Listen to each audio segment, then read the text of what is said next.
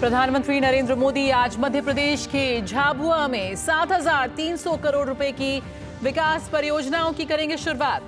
स्वामित्व योजना के लाभार्थियों को 1,75,000 अधिकार अभिलेख करेंगे वितरित।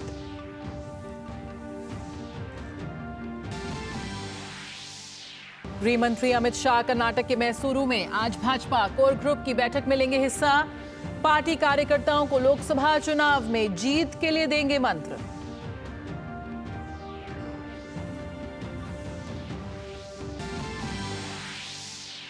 अयोध्या में रामलला के दर्शन के लिए अयोध्या पहुंचे उत्तर प्रदेश विधानमंडल के सदस्य। मुख्यमंत्री योगी आदित्यनाथ कैबिनेट के साथ करेंगे दर्शन।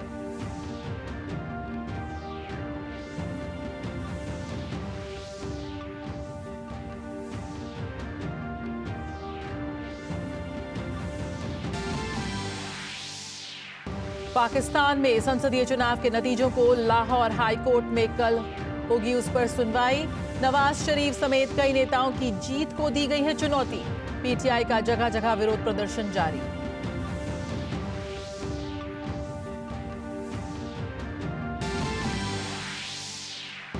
आईसीसी अंडर 19 विश्व कप में भारत और ऑस्ट्रेलिया के बीच होगी खिताबी भिड़ंत। गत विजेता भारत छठी बार खिताब जीतने के इरादे से उतरेगा मैदान पर।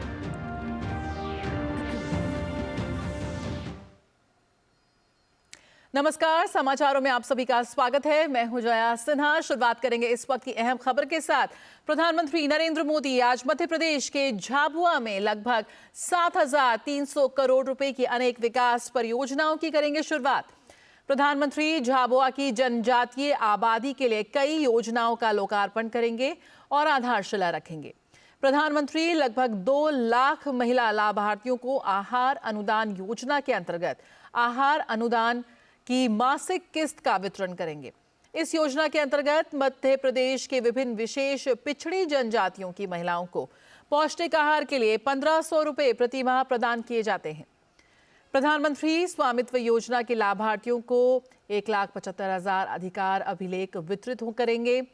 प्रधानमंत्री आदर्श ग्राम योजना के अंतर्गत 559 गांवों के लिए 55.9 करोड़ रुपए जारी करेंगे। प्रधानमंत्री झाबुआ में सीएम राइज स्कूल का शिलान्यास भी करेंगे।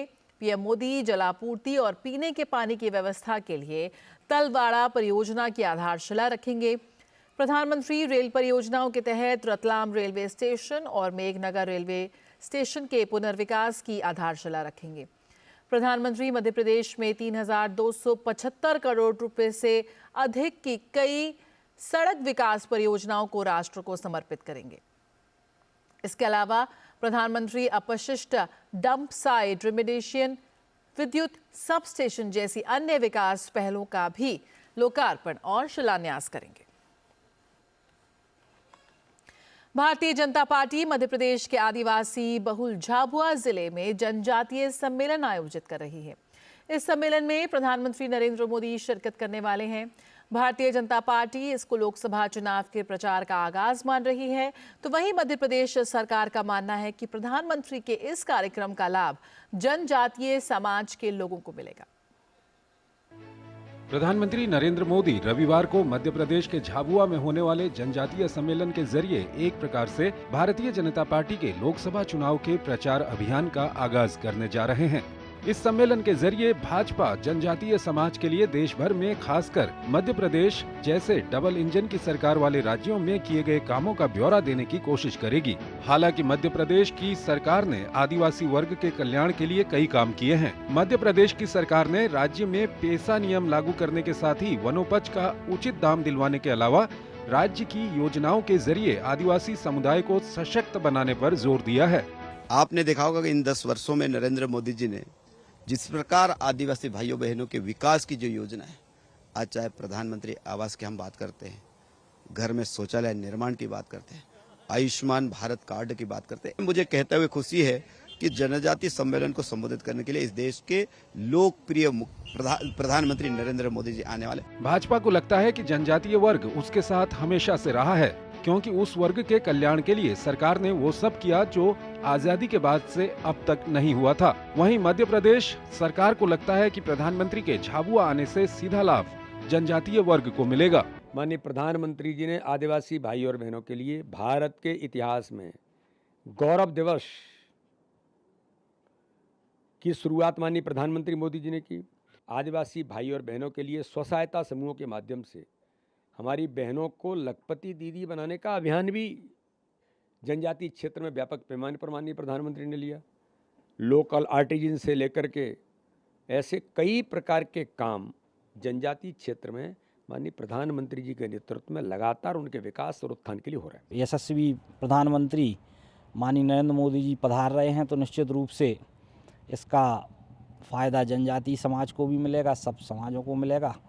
तो एक बहुत अच्छा काम ये होने वाला है। गौरतलब है कि मध्य प्रदेश में अनुसूचित जनजातीय वर्ग के लिए 6 सीटें आरक्षित हैं, लेकिन कई अन्य सीटों पर भी जनजातीय वर्ग के मतदाता प्रभाव डालते हैं। लेकिन इस सम्मेलन के जरिए भाजपा केवल मध्य प्रदेश ही नहीं बल्कि देश भर के जनजातीय वर्ग को साधने की कोशिश करेगी। प्रधानमंत्री जहां भी जाते हैं कई सौगातें लेकर जाते हैं। अब झाबुआ आ रहे हैं तो करीब 75,000 करोड़ रुपए से ज्यादा की सौगातें लेकर आ रहे हैं। इनमें सड़कें और रेलवे के कई काम तो है ही, साथ ही जनजातीय वर्ग के कल्याण के लिए भी कई महत्वपूर्ण काम जनता को समर्पित करने वाले हैं। इससे इस बात का अंदाजा लगाया जा सकता है कि अगर एमपी के मन में मोदी है तो पीएम मोदी के मन में भी एमपी है। कैमरामैन मोहित के साथ आदित्य श्रीवास्तव, डीडी न्यूज़, झाबुआ। और भाजपा के राष्ट्रीय अध्यक्ष जेपी नड्डा आज तमिलनाडु के दौरे पर रहेंगे। वे चेन्नई में एन मक्कल यात्रा में भाग लेंगे। इसके साथ ही चेन्नई में ही एक सार्वजनिक कार्यक्रम में भाग लेंगे। आगामी लोकसभा चुनाव को देखते हुए भाजपा अध्यक्ष के दौरे को काफी अहम माना जा रहा है। और राष्ट्रपति भवन में आज चेंज ऑफ गार्ड सेरेमनी का आयोजन किया गया। चेंज ऑफ गार्ड एक बहुत पुरानी सैन्य परंपरा है। समारोह का मुख्य आकर्षण गार्ड का बदलना है, जहां पुराने गार्ड नए गार्ड को जिम्मेदारी सौंपते हैं, जिसमें भारतीय सेना की 5वीं गोरखा राइफल्स की पहली बटालियन ने सिख रेजिमेंट की 6ठी बटालियन से गार्ड की कमान संभाली। कमान का आदान प्रदान दोनों बटालियनों के कमांडिंग ऑफिसरों ने गोल्डन की से किया। ये देश की सैन्य परंपरा को भी दर्शाता है। राष्ट्रपति द्रौपदी मुर्मू इस समारोह की गवाह बनी। वहीं राष्ट्रपति द्रौपदी मुर्मू ने 5वीं गोरखा राइफल्स की पहली बटालियन का स्वागत किया। उन्होंने कहा कि आपको अत्यंत गौरवपूर्ण जिम्मेदारी सौंपी जा रही है। आज कार्यभार ग्रहण कर रहे 5वीं गोरखा राइफल्स की प्रथम बटालियन का मैं राष्ट्रपति भवन में स्वागत करती हूँ। आज से आपको राष्ट्रपति भवन के सेरेमोनियल आर्मी गार्ड बटालियन की अत्यंत गौरवपूर्ण जिम्मेदारी सौंपी जा रही है। राष्ट्रपति द्रौपदी मुर्मू ने सिख रेजिमेंट के जवानों की भी जमकर सराहना की। आज अपना कार्यकाल पूरा करने वाली 6 सिख भारतीय सेना की युवा और अनुशासित बटालियन है। मैं कर्नल गणेश शंकर विद्यार्थी तथा 6 सिख के अधिकारियों और सैनिकों की सराहना करती हूँ। इन्होंने नवंबर 2020 से अभी तक अपनी जिम्मेदारी की पूरी निष्ठा से निभाई है। रुकेंगे एक छोटे से ब्रेक के लिए, जल्द हाजिर होते हैं। टेक स्टार्टअप सॉलिड था, प्लान था कड़क, करना था समथिंग ग्रेट, पर शुरू से प्रॉब्लम्स ने घेरा यूं कि बिजनेस हुआ अपना लम्बेट। बिजनेस गुरु की जरूरत थी खास, सीधे गए SBI स्टार्टअप ब्रांच पे तो खुल गया success. Startup advisory and support SBI startup branch पे। हो बिजनेस बढ़ाना, गुड़िया को पढ़ाना या मिसेस के साथ वेकेशन, लो मुथूट फाइनेंस गोल्ड लोन, भरोसा इंडिया का। मुथूट फाइनेंस भारत का नंबर 1 सबसे भरोसेमंद financial services brand. Gold loan के लिए अभी कॉल करें 1-800-313-1212। ब्रेक के बाद स्वागत है। और उत्तर प्रदेश विधानसभा और विधान परिषद के सदस्य अयोध्या धाम में रामलला के दर्शन करने के लिए अयोध्या पहुंचे। अयोध्या पहुंचने उत्तर प्रदेश के मंत्रियों और विधायकों पर लोगों ने पुष्प वर्षा की और उनका स्वागत किया। तो विधानमंडल दल अयोध्या धाम रामलला के दर्शन के लिए पहुंचा है। तस्वीरें उत्तर प्रदेश से।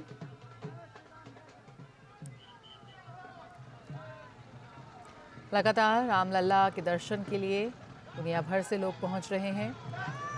इसी कड़ी में उत्तर प्रदेश विधानमंडल दल भी अयोध्या धाम पहुंचा रामलला के दर्शन के लिए।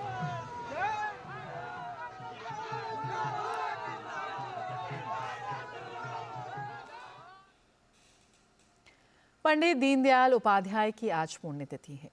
भाजपा के राष्ट्रीय अध्यक्ष जेपी नड्डा ने उन्हें नई दिल्ली स्थित भाजपा मुख्यालय में पुष्पांजलि अर्पित की।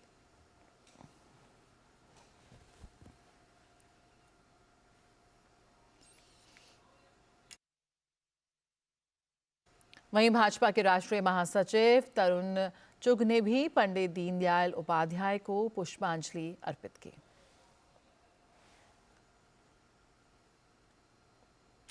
भाजपा के राष्ट्रीय महासचिव तरुण चुग ने कहा कि पंडित दीनदयाल उपाध्याय भाजपा के मार्गदर्शक हैं। भाजपा उनके दिखाए रास्ते पर चल रही है। पंडित दीनदयाल उपाध्याय जी भारतीय जनता पार्टी के मार्गदर्शक थे और उन्होंने जो रास्ता दिखाया, आज उस रास्ते पर चलते हुए एकात्म मानव दर्शन की सोच को पूर्ण करते हुए आज प्रधानमंत्री श्री नरेंद्र मोदी जी के नेतृत्व में देश के गरीबों के जीवन में परिवर्तन लाने का काम, देश के गरीबों को एम्पावर्ड करने का काम भारतीय जनता पार्टी कर रही है। और हमें पूरा गर्व है कि श्री नरेंद्र मोदी जी के नेतृत्व में जहां गरीब के घर में रसोई का गैस पहुंचा है, पीने का पानी पहुंचा है, गरीब के घर पे शौचालय बना है, गरीब का बेटा स्किलिंग के माध्यम से आगे बढ़ रहा है, गरीब के परिवार की मेडिकल की इंश्योरेंस हुई है, गरीब को घर मिला है, ये भगीरथीय कार्य और ऐसी कई योजनाएं गरीबों के लिए प्रधानमंत्री मोदी जी के नेतृत्व में चली हैं। मैं समझता हूं ये ही एकात्म मानव दर्शन की सोच है जिसे नरेंद्र मोदी जी पूरा कर रहे हैं। और पश्चिम बंगाल के उत्तर 24 परगना जिले में स्थित संदेशखाली में टीएमसी कार्यकर्ताओं द्वारा महिलाओं के साथ कथित दुर्व्यवहार को लेकर भाजपा ने आज विरोध प्रदर्शन किया। कोलकाता में भाजपा उत्तर कोलकाता महिला मोर्चा ने विरोध प्रदर्शन किया। विरोध प्रदर्शन में भाजपा के कई कार्यकर्ता शामिल हुए।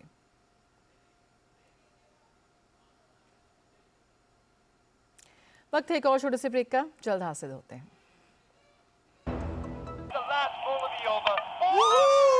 क्या लड्डू, हम यहाँ बैठे बैठे पैसे बना सकते हैं।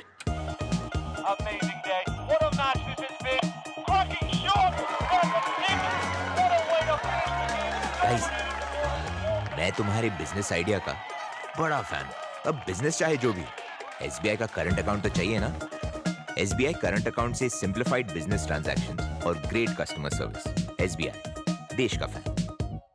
कुछ महीने पहले मेरे दोस्त की हेल्थ अचानक खराब हुई और कुछ दिनों में ही उसकी डेथ हो गई। उसने पॉलिसी बाजार से टर्म लाइफ इंश्योरेंस लिया हुआ था। मैंने पॉलिसी बाजार को कांटेक्ट किया। उनकी टीम ने क्लेम दिलाने में उसकी पेरेंट्स की पूरी हेल्प की। क्लेम के टाइम पे आपकी हेल्प के लिए हमेशा तैयार। पॉलिसी बाजार, 1 करोड़ का टर्म लाइफ इंश्योरेंस सिर्फ 470 रुपए महीने से शुरू। हाय मॉम, फिर से शॉपिंग? बाबूजी, आपने इसे बिगाड़ के रखा। लिमिट में करो तो कुछ बुरा नहीं होता है। बिना लिमिट शॉपिंग करेगी आपके कार्ड पे ऐड ऑन जो है। मैंने तो कार्ड पे लिमिट सेट कर दिया। अच्छा, इसके फायदे ये हैं कि रिस्क कम हो जाता है और अगर फ्रॉड भी हुआ तो तुरंत बैंक को बोल दीजिए, नुकसान कम। दादू, नेक्स्ट टाइम ये pink dress. You are the limit. Limit तो सेट है। आरबीआई कहता है जानकार बनिए, सतर्क रहिए।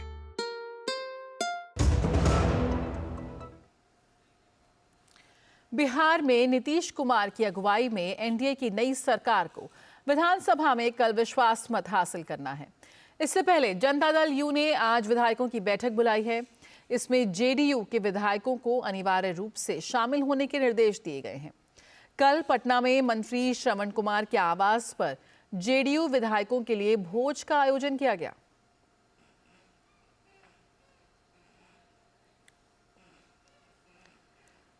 और इसी बीच राष्ट्रीय जनता दल ने अपने विधायकों को बैठक के लिए बुलाकर तेजस्वी यादव के आवास पर रोका है। उन्हें घर जाने से मनाही की गई है। वे अब फ्लोर टेस्ट यानी कि सोमवार तक तेजस्वी यादव के आवास में ही रहेंगे। सभी विधायकों के समान अब धीरे धीरे तेजस्वी यादव के आवास 5 देश रत्न मार्ग पहुंचने लगी हैं। विधायकों द्वारा घर से कंबल और कपड़ा, दवाइयां मंगाई गई हैं। साथ ही आवास की सुरक्षा भी बढ़ा दी गई है। बिहार के उप मुख्यमंत्री विजय कुमार सिन्हा ने राजद पर हमला बोला है। इसको लेकर डरे सहमे लोग हैं, वो भयभीत हैं कि मेरा विधायक खुट्टा उखाड़ कर करके भाग जाएगा, क्योंकि वो वंशवादी भ्रष्टाचारी की जमात में रहना नहीं चाहता, उब चुका है। और इस मानसिकता के लोग बंधुआ मजदूर के तरह विधायकों को बांध करके रखने का ये प्रयास लोकतंत्र को कमजोर करता है। अरे विधायक पर विश्वास करना चाहिए, विधायक के मान सम्मान को बढ़ाना चाहिए। ये क्या तरीका है? और भारतीय जनता पार्टी हमेशा विधायक और संविधान का सम्मान करता है। और हरियाणा में किसानों की विरोध रैली और दिल्ली चलो के आह्वान को देखते हुए 7 जिलों में आज सुबह 6 बजे से मोबाइल इंटरनेट सेवाओं पर पाबंदी लगा दी गई है। ये पाबंदी अंबाला, कुरुक्षेत्र, कैथल, जिंद, हिसार, फतेहाबाद और सिरसा जिलों में लगाई गई है। साथ ही बल्क SMS और मोबाइल नेटवर्क पर दी जाने वाली सभी डोंगल सेवाएं भी निलंबित कर दी गई हैं। हरियाणा सरकार ने कहा कि शांति व्यवस्था भंग होने की आशंका को देखते हुए इंटरनेट बंद करने का फैसला लिया गया है। ये पाबंदियां 13 फरवरी तक लागू रहेंगी। वहीं दूसरी तरफ हरियाणा पुलिस भी अलर्ट पर है। अंबाला समेत कई जिलों में सुरक्षा बढ़ा दी गई है। सरकार के आदेशों के अनुसार अंबाला शहर के सेक्टर 10 के राजीव गांधी खेल स्टेडियम को अस्थायी जेल बना दिया गया है। शंभू बॉर्डर को सील कर दिया गया है। पंजाब से हरियाणा जाने वाले अन्य रास्तों से भी वाहनों की आवाजाही रोक दी गई है। जगह जगह नाकेबंदी कर दी गई है। 12 जिलों में धारा 144 लागू कर दी गई है। कानून व्यवस्था को बनाए रखने के लिए पुलिस के साथ अर्धसैनिक बलों की 50 कंपनियां तैनात की गई हैं। प्रदेश में 152 नाके भी लगाए गए हैं। और हरियाणा के डीसीपी अर्शदीप सिंह ने बताया कि किसान आंदोलन की वजह से हमने शंभू बॉर्डर को सील कर दिया है। किसान आंदोलन के चलते हुए हमने यहाँ पे बॉर्डर सील कर दिया है, शंभू बॉर्डर को। और यहाँ पे जो है फोर्सेस तैनात हैं हमारी, और हमारे साथ आरएफ की फोर्सेस भी रहेगी। और हम उनको तो जब भी वो आएंगे तो हम उनको यही रिक्वेस्ट करेंगे कि वो इससे आगे ना जाएं। और बेसिकली उनको कोई परमिशन नहीं मिली इस चीज़ के लिए, और हम यही चाहेंगे कि वो पीसफुली उसको प्रोटेस्ट को ख़त्म करके वापस चले जाएं। और उत्तराखंड के हल्द्वानी शहर में हुई हिंसा मामले पर धामी सरकार उपद्रवियों के खिलाफ पहले दिन से ही सख्त है। बन फूलपुरा इलाके में कर्फ्यू जारी है। लोग घरों में कैद हैं। प्रशासन ने दूध सप्लाई की व्यवस्था की है। रात में इन गलियों में दबिश दी जा रही है। कुछ इलाकों में छूट जरूर दी गई है, मगर हिंसा वाले इलाकों में अब भी कर्फ्यू जारी है।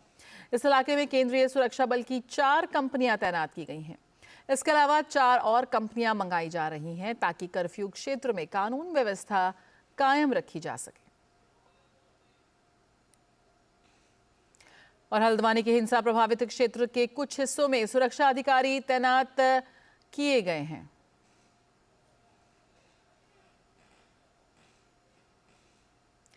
और वाराणसी के गौर गांव में भाजपा के गांव चलो अभियान के तहत जनता को केंद्र सरकार की योजनाओं के बारे में जानकारी दी गई। योजनाओं के बारे में जानकर ग्रामीण काफी उत्साहित नजर आए। यह है वाराणसी का गौर गांव। यहां भाजपा के गांव चलो अभियान के तहत काशी क्षेत्र के क्षेत्रीय अध्यक्ष दिलीप पटेल ने एक दिन का प्रवास किया। इस दौरान सरकार की ओर से संचालित योजनाओं के बारे में लोगों को जानकारी दी। आने का मुख्य उद्देश्य है पार्टी की जो योजना है, पहला जाकर के सांगठनिक कार्यों को पूरा करना है। हमने आकर के सर्वप्रथम यहाँ पर अपने भारतीय जनता पार्टी के बूथ समिति की बैठक किया, लोगों से चर्चा किया और सभी लोग उपस्थित रहे। इसके साथ ही उन्होंने गौरगांव में स्वच्छता अभियान चलाकर साफ सफाई भी की। गौरगांव बीजेपी के लिए पारंपरिक और ऐतिहासिक गांव भी है, क्योंकि यहाँ के सुरेश सिंह जो कि 99 वर्ष के हैं और जनसंघ के जमाने के प्रत्याशी रह चुके हैं, वे प्रधानमंत्री नरेंद्र मोदी को अद्भुत नेता मानते हैं।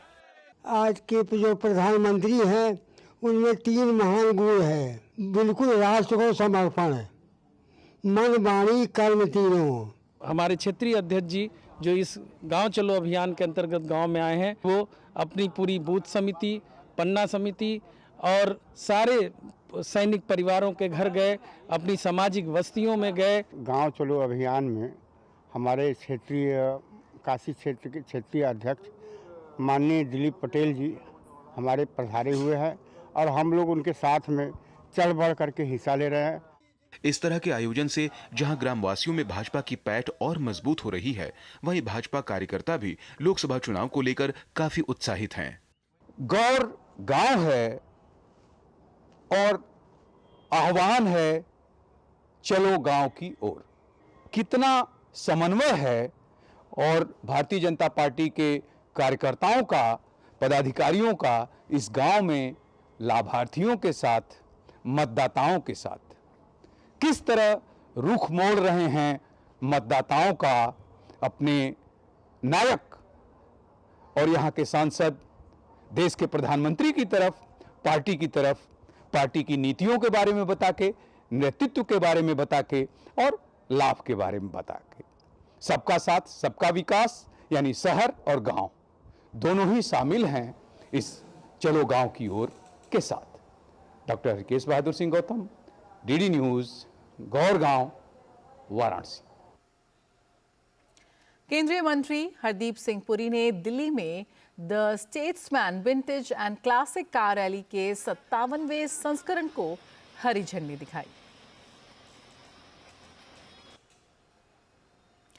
विंटेज गाड़ियां जो हमारे इतिहास की, विरासत की एक झलक पेश करती हैं, वो इस रैली में नजर आई।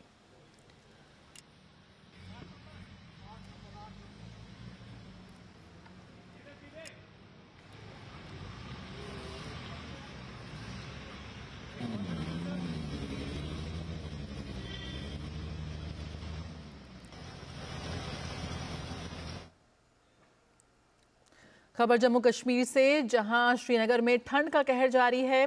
कल श्रीनगर में तापमान 0 से 4.9 डिग्री नीचे दर्ज किया गया। मौसम विभाग ने कहा कि ठंड की स्थिति बनी रहेगी। कश्मीर में चिल्ला कला की 40 दिन की अवधि 29 जनवरी को खत्म होने के बाद अभी कश्मीर में 20 दिन का चिल्ला खुर्द चल रहा है, जो कि 18 फरवरी को खत्म होगा। इसके बाद 19 फरवरी से 28 फरवरी तक चिल्ला बच्छा की अवधि शुरू होगी।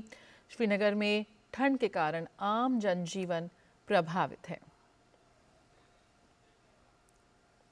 और वाराणसी सांस्कृतिक और आस्था की नगरी होने के साथ साथ प्राकृतिक सुंदरता को भी अपने आप में समेटे हुए है। धर्म, आध्यात्म और पर्यटन की नगरी में प्रकृति प्रेमी सैलानियों के घूमने टहलने के लिए ढेरों स्थान है, जिसमें मार्कंडे महादेव में प्रवासी पक्षियों का जमावड़ा सैलानियों को काफी आकर्षित कर रहा है। मार्कंडे घाट, मार्कंडे महादेव का एक घाट भी बनाया है यहाँ के क्षेत्रीय सांसद ने, जो काफी खूबसूरत है देखने में। प्रवासी पक्षी जो प्रकृति के कितने करीब हम लोगों को ले आते हैं, साथ ही वहाँ दूर गंगा और गोमती का संगम भी है, जिन्हें आप देखने आ सकते हैं। पाथवे बनवा दिया गया है यहाँ के सांसद द्वारा, केंद्रीय मंत्री द्वारा, जिससे लोग पैदल चलकर भी संगम का वह पवित्र तीर्थ स्थल जो होता है गंगा गोमती का, उसे भी देख सकते हैं। प्रवासी पक्षी तो आते ही हैं, लेकिन धार्मिक पर्यटन या पर्यटन जिसके लिए केंद्र सरकार और राज्य सरकार प्रयास कर रही है, उसको लोग कैसे देख रहे हैं? एक यहाँ के लोकल ही हैं, आप अपने बारे में बताइए और किस तरह से देखते हैं ये जो पक्षी आ रहे हैं? यहाँ पर्यटन के लिए बहुत ही अच्छा ये स्थान है और अभी काफ़ी विकास यहाँ पे हो गया है। सबसे बड़ी बात कि ये तो आदि गंगा गोमती जो हम लोग बोलते हैं वह हमारे पास में है, और गंगा और गोमती का ये संगम है। ये संगम ही बड़ा दुर्लभ है और यहाँ पे नाना प्रकार के पक्षी आए हैं, बाहरी पक्षी हैं, इससे बहुत अच्छा माहौल बनता है।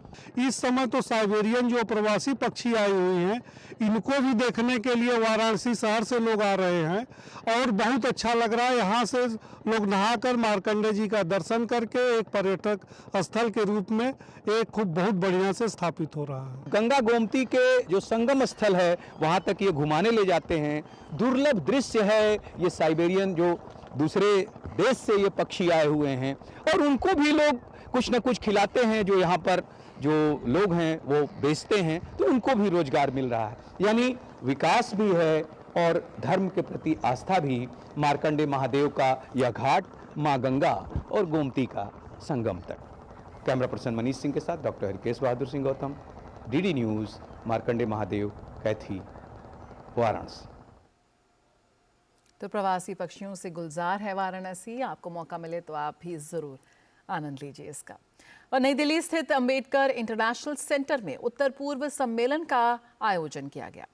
कार्यक्रम के दौरान केंद्रीय मंत्री जी किशन रेड्डी, किरण रिजिजू और मंत्री BL वर्मा, प्रतिमा भौमिक और राजकुमार रंजन सिंह ने आभासीय तरीके से नई दिल्ली द्वारका में उत्तर पूर्वी सांस्कृतिक और सामाजिक संस्थान की आधारशिला रखी और JNU में बाराक हॉस्टल का उद्घाटन किया। कार्यक्रम के दौरान हस्तशिल्प, हथकरघा, कृषि और बागवानी उत्पादों और स्टार्टअप को प्रदर्शित करने वाली एक प्रदर्शनी भी लगाई गई है। आइए देखते हैं खास रिपोर्ट।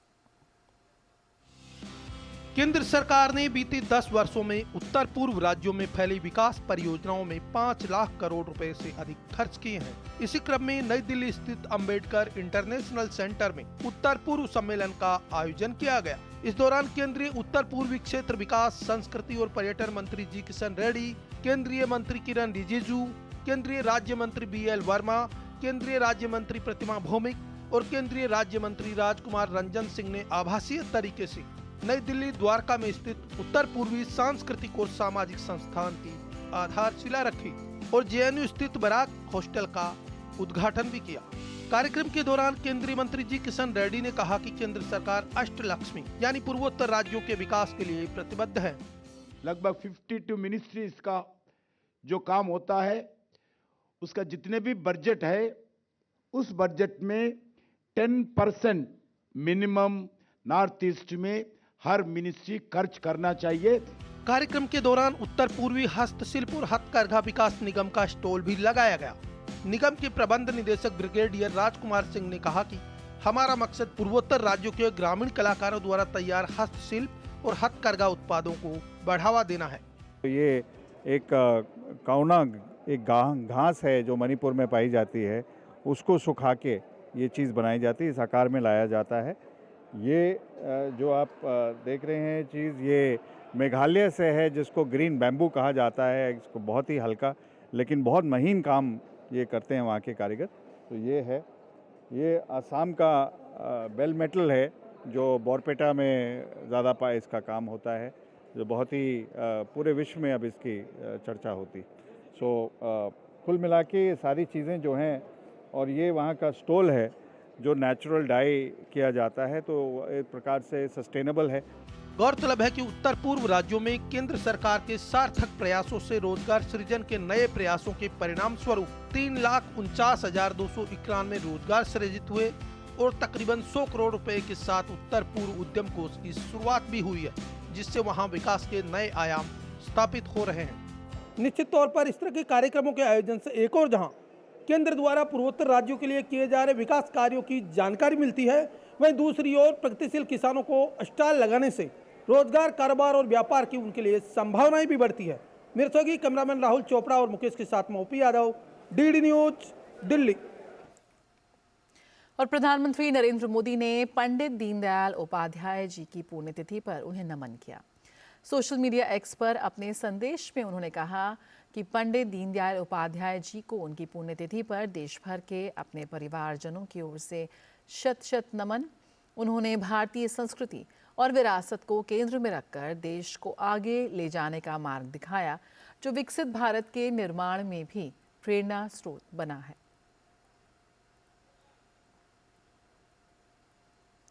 गृह एवं सहकारिता मंत्री अमित शाह ने पंडित दीनदयाल उपाध्याय की पुण्यतिथि पर उन्हें श्रद्धांजलि अर्पित की।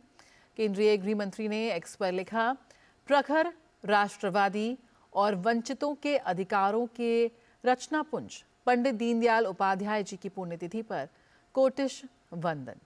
दीनदयाल जी का जीवन राष्ट्र सेवा व समर्पण का विराट प्रतीक है।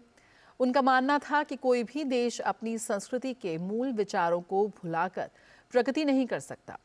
जब भी मानवता के कल्याण की बात होगी पंडित जी के एकात्म, मानववाद और अंत्योदय के सिद्धांत संपूर्ण मानव जाति को ध्रुव तारे की तरह मार्गदर्शित करेंगे। पंडित दीनदयाल उपाध्याय की पुण्यतिथि पर केंद्रीय मंत्री अनुराग सिंह ठाकुर ने सोशल मीडिया प्लेटफॉर्म एक्स पर लिखा कि राष्ट्रवाद की प्रखर आवाज, अंत्योदय के प्रणेता, हमारे प्रेरणापुंज श्रद्धेय पंडित दीनदयाल उपाध्याय जी की पुण्यतिथि पर सादर नमन। समाज के अंतिम व्यक्ति का उत्थान करने वाले अंत्योदय का उनका दर्शन व उनके मूल्य देश की प्रगति व विकसित भारत निर्माण में पथ प्रदर्शक के समान है। मध्य प्रदेश के मुख्यमंत्री डॉक्टर मोहन यादव ने भोपाल में पंडित दीनदयाल उपाध्याय की जयंती पर उन्हें पुष्पांजलि अर्पित की। इस मौके पर भाजपा के कई अन्य गणमान्य नेता भी मौजूद रहे।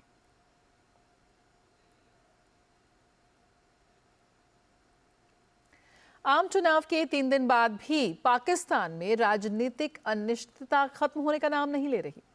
जेल में बंद पूर्व प्रधानमंत्री इमरान खान की पार्टी पीटीआई और पूर्व पीएम नवाज शरीफ की पार्टी पीएमएलएन दोनों ही अपनी अपनी जीत के दावे कर रहे हैं। ध्यान रहे कि चुनाव से ठीक पहले पीटीआई का चुनाव चिन्ह वापस ले लिए जाने की वजह से उसके उम्मीदवारों ने स्वतंत्र उम्मीदवार के तौर पर चुनाव लड़ा। ताजा परिणामों के अनुसार स्वतंत्र उम्मीदवार सबसे आगे हैं, जबकि दल के तौर पर नवाज शरीफ की पार्टी सबसे आगे है। इस बीच इमरान खान की पार्टी पूरी चुनाव प्रक्रिया में भारी धांधली के आरोप लगा रही है। उसका कहना है कि जीते हुए उम्मीदवारों को पराजित घोषित किया जा रहा है। पीटीआई जगह जगह भारी विरोध प्रदर्शन भी कर रही है। चुनाव नतीजों में देरी की वजह से भी सवाल उठाए जा रहे हैं।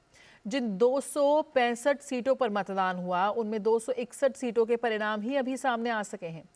अब तक के परिणामों के अनुसार पीटीआई समर्थित स्वतंत्र उम्मीदवार 92, नवाज शरीफ की पार्टी के उम्मीदवार 77 और बिलावल भुट्टो की पार्टी पीपीपी के उम्मीदवार 54 सीटें जीत चुके हैं। पीटीआई सहित कई दल चुनाव नतीजों के खिलाफ हाईकोर्ट का दरवाजा खटखटा रहे हैं। कल लाहौर हाईकोर्ट इसकी सुनवाई करने जा रहा है। उधर नवाज और बिलावल की पार्टियां मिलकर सरकार गठन पर बातचीत में जुट गए हैं।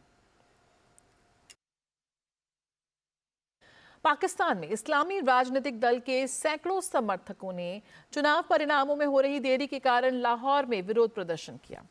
लोग सड़कों पर उतरे और चुनाव परिणामों और अंतिम वोटों की घोषणा में देरी की निंदा की। तहरीके लब्बैक पाकिस्तान के नेता साद रिजवी ने चुनाव आयोग की आलोचना की है और कहा कि चुनाव के दौरान व्यापक अनियमितताएं देखी गई। साद रिजवी ने कहा कि तहरीके लब्बैक पाकिस्तान कई निर्वाचन क्षेत्रों में आगे चल रही है। उन्होंने कहा कि छेड़छाड़ के इरादे से नतीजों को रोक दिया गया है। खबर फिनलैंड से, जहां आज दूसरे चरण का राष्ट्रपति चुनाव होने वाला है। राष्ट्रपति चुनाव के पहले चरण में 28 जनवरी को हुए मतदान के पहले दौर में पूर्व प्रधानमंत्री अलेक्जेंडर स्टब ने मामूली अंतर से जीत हासिल की और नवीनतम चुनाव पूर्व सर्वेक्षणों में वे पूर्व विदेश मंत्री पेक्का हाविस्टो से 6-8% अंकों से आगे हैं। अलेक्जेंडर स्टब को पहले दौर में 27.2% समर्थन मिला, वहीं पेक्का हाविस्टो को 25.8% का समर्थन मिला है। किसी को भी 50% से अधिक मत प्राप्त नहीं हुआ है। वहीं राष्ट्रपति चुनाव के लिए फिनलैंड वासियों के लिए सुरक्षा सबसे महत्वपूर्ण मुद्दा है।